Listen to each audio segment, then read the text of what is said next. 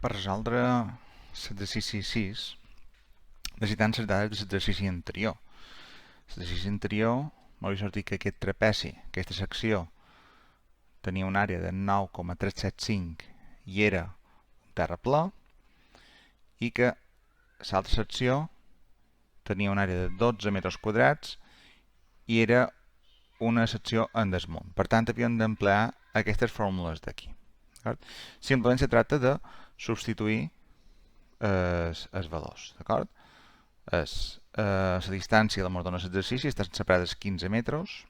Per tant, això seria el volum de terra pla serà igual en aquesta distància, que serien 15 metres per la superfície de terra pla, que són aquests 9,375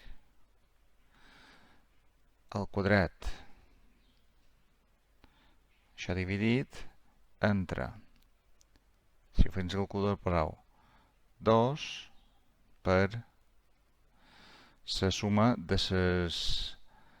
les dues àrees, que serien 9,375 més 12, 21,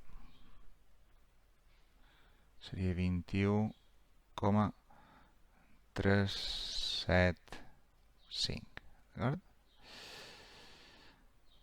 Això ens donaria un volum, ens donaria volum de terra pla.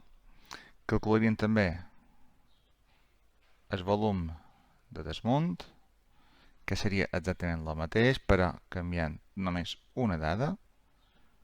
Aquí hauríem de posar aquests 12,000 al quadrat, dividit entre 2 per, recordeu que hi ha un parèntesis, 2 per 21,375. Així tindríem el volum de desmunt, i si els sumàvem tindríem el volum del moviment de terres.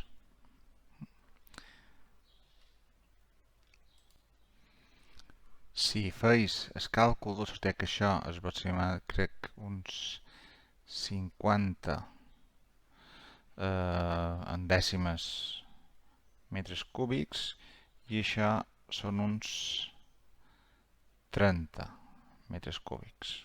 En total la suma serien uns 81 en dècimes metres cúbics.